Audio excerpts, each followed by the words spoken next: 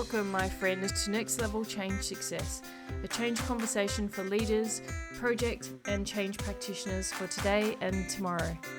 My name is Therese Perez of myvirtualchangemanager.com, and I'm an experienced change and project professional and people leader with many years of experience in the industry.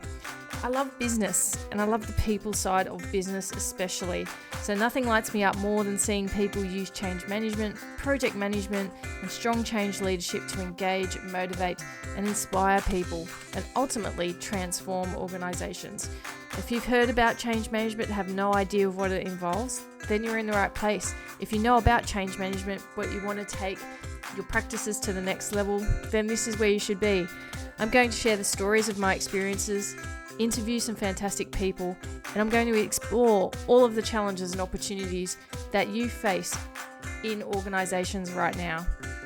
So please join me and let's go and have some fun. Hello, and welcome to another episode of Next Level Change Success. My name is Therese Perez, and I am the founder of myvirtualchangemanager.com. It's episode 50, and before I begin, I would like to acknowledge that I am recording on Tharawal country and pay my respects to the traditional owners and custodians on the land on which I am recording. And I'm really excited. Episode 50. I don't think I thought about the numbers of the episodes until I keep hitting like a milestone. I think, wow, I've been recording, recorded 49 episodes. Now I'm at episode 50. And I'm going to start by saying thank you. If you've been listening to my podcast for a while, thank you for continuing to listen. And I hope you're getting value from it. I do get feedback every now and then of that people really enjoy the episodes, that they're enjoying what I talk about. I then ask for people to suggest topics. I'm always up for that. I do ask if you're enjoying it, if you can leave a review, it helps other people find it if you think it's of value. And it seemed very relevant to talk about a bit of a recap on some of my favorite topics, but I think also the most important themes in change that I do cover or have covered. So my first episode was in April 2022. Since then, I've covered a lot of these themes in different ways, and also a lot of my coursework covers this off as well, because these are the times in which being able to deal with change, lead change well, reflect on change, become change agile in organizations. There is no more important time than now, and I think that this tipping point is going to continue, and these conversations are going to continue for quite some time. And you'll come across them more and more in different ways. They might be called different things, but fundamentally, change is at the center of a lot of the reasons why capabilities in this area are growing and need to grow for organizations to be and remain competitive, and for people and engagement, and for retention, for people who perform to be engaged in what they do. When change is handled well, these are the type of characteristics that organizations have. So I'm going to cover off some key topics that I think are really those fundamentals, but also the ones that can be quite subtle that people don't realize are really the crux of what has change succeed or not in an organization. The first is going to be the change ecosystem, and I covered this in season 1, episode 6, around the change ecosystem in your organization and what it looks like. And I've also talked about this as a clip on YouTube where I talk about this as well. There are some key elements to the change ecosystem. And when I look at the graphic that I've got on my wall about this ecosystem, this includes culture, the strategy of an organization, if you have communication channels that are working really well, or if you don't, the engagement of your employees, the customer experience, like how customer-centric truly is your organization, the program side, your PMO, whether that exists or not. And what I mean by PMO, for those of you who don't know, it's a program or project management office, which always talks about the project discipline. Are you aware of how much change is running through the organization? The governance that you have, how does that work in your organization, the health of that, leadership, marketing, and learning. These are all the different areas within this change ecosystem. And I really unpacked that because when I went into organizations and was leading change, I was always impacted by these different aspects if they weren't done well. And it certainly impacted where if you were looking at a transformation, oftentimes we had to almost commandeer the communications area because it may not have been functioning as well as it normally would, so that we could really get the message out about the program. We had to work really closely with leadership. Governance was really quite critical because we had to escalate things for consideration. And if our change approach, especially for transformation, wasn't lined up with the strategy of an organization, you're really a bit doomed to be compromised in the outcomes that you're wanting to achieve. So all of these areas that I just mentioned all play a role. So go have a listen to season 1, episode 6 about the change ecosystem if you haven't already, because it does cover off a lot around this ecosystem for you to have a bit of a health check and say how healthy is the change ecosystem in this organization, because it's quite fundamental to how well you're going to transform if that's the level of change that you're working on. Employee engagement, I touch on that as part of the change ecosystem, but employee engagement is so critical. And what we're finding now, especially since COVID, you would have seen or heard of, this concept of quiet quitting. I talked about that. I think I've written about it, said it was a bit of a joke that people called it quiet quitting and people were quite judgmental on that. It's really disengagement and disillusion that many employees had about leaders in their organization, also about the just expected workload that people had to deliver to under such stressful conditions. But this is kind of self-perpetuating too, because this also has culminated again because of this economic pressures and fallout that we've got. If you're looking at streamlining your organization, you will see that employee engagement will suffer through this time frame if it's not done well. Also, if handled well, you can improve employee engagement markedly, even if you're transforming an organization.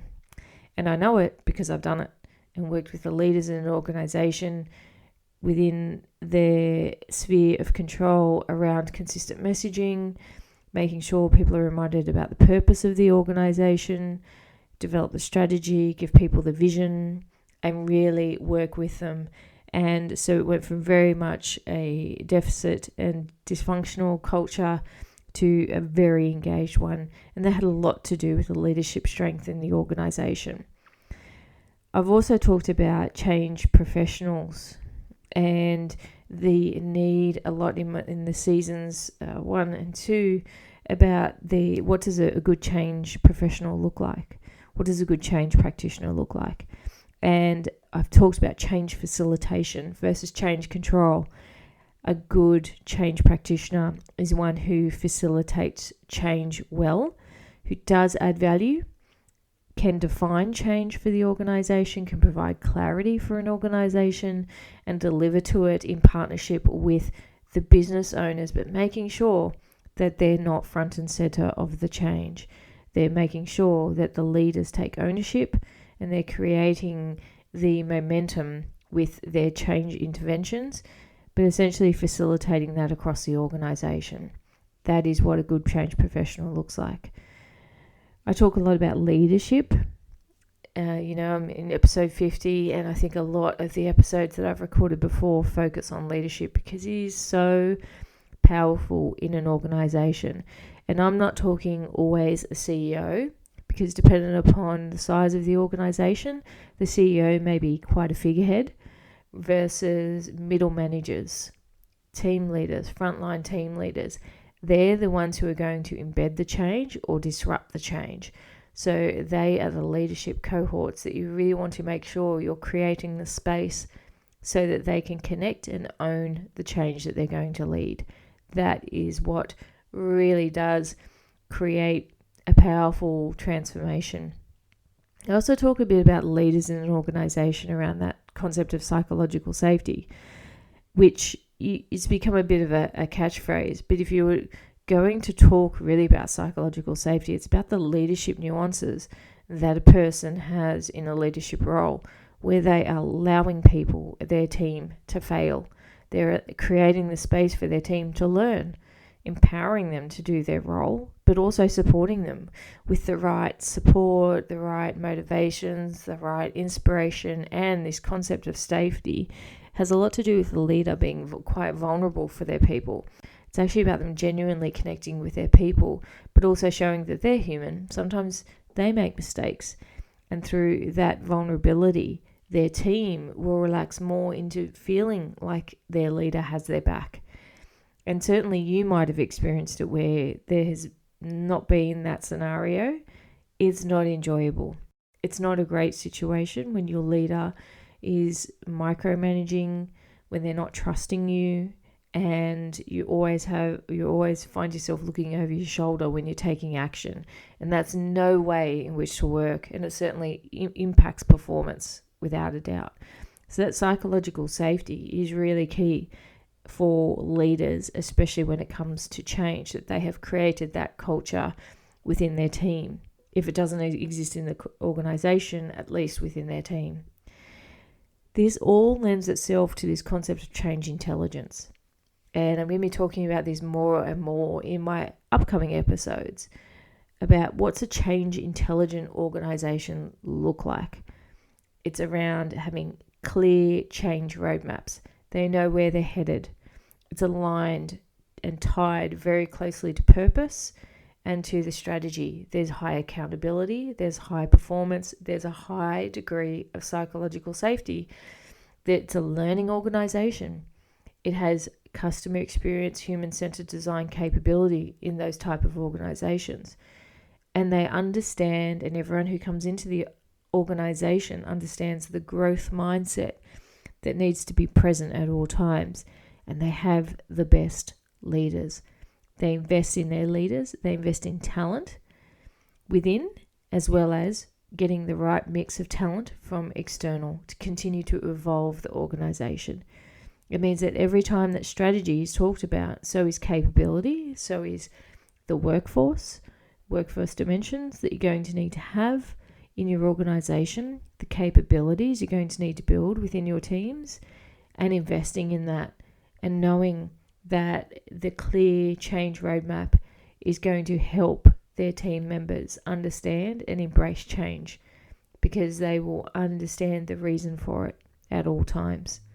So change intelligence also has a lot to do with every individual in an organization, and especially leaders, being self-reflective, understanding that reflection and accountability are really, really powerful tools for people to be empowered and for people to be able to thrive in an organization that is change intelligent.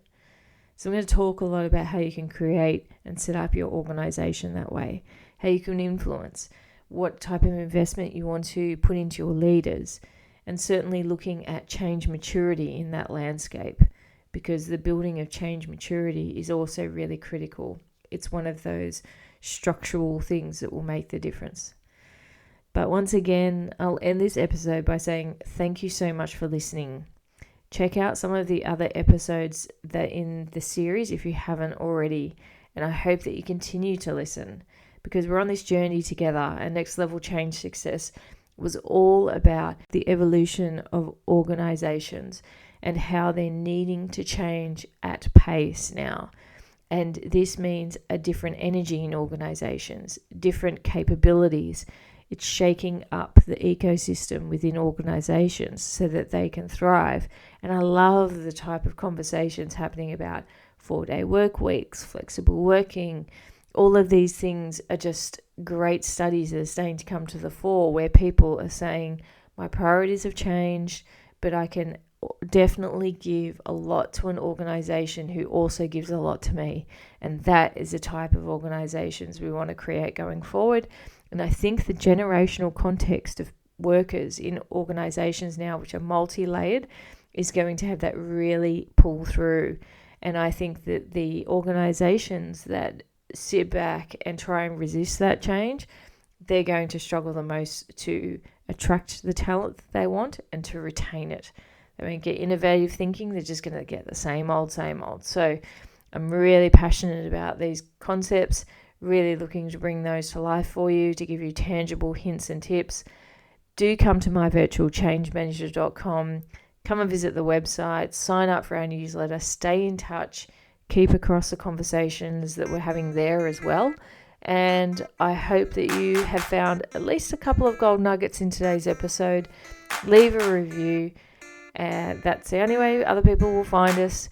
And thanks for listening, and I hope you have a great day.